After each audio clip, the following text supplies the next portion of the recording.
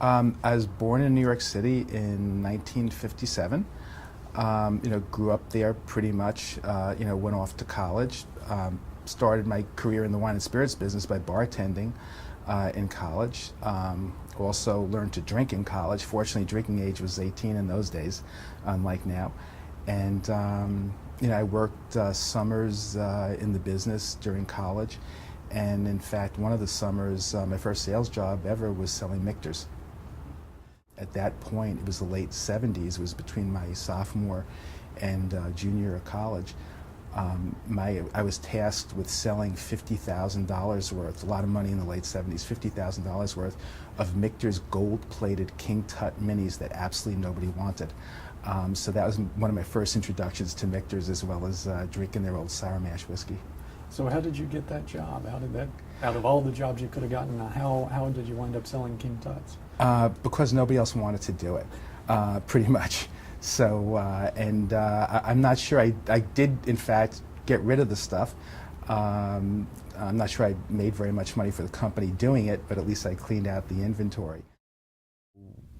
I wasn't quite sure what I wanted to do as a career, and in those days they basically called you in at the last part of junior year.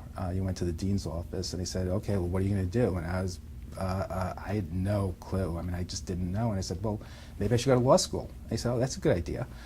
So I applied to law school. Fortunately got in, and did 3 years of law school.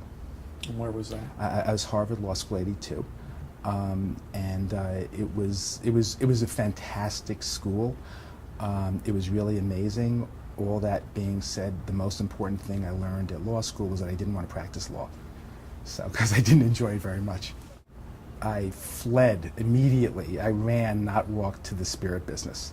I always liked spirits, from when I started drinking them. I really liked all sorts of different whiskeys. There's so many good products. And always enjoyed them personally, enjoyed learning about how they were made, enjoyed selling them, enjoyed the people in the industry. This is an industry that really has a lot of special people, and it's an industry with a lot of personal relationships that are just so important, and I really liked the way that the industry valued people. Fortunately, I just then went to work in the business full time after law school, after I took my bar exam and fortunately passed. You said that the spirits business was it ran in the family. Yes. Was there an expectation that you would get in the business at some point? It was certainly a possibility. Nobody forced me to.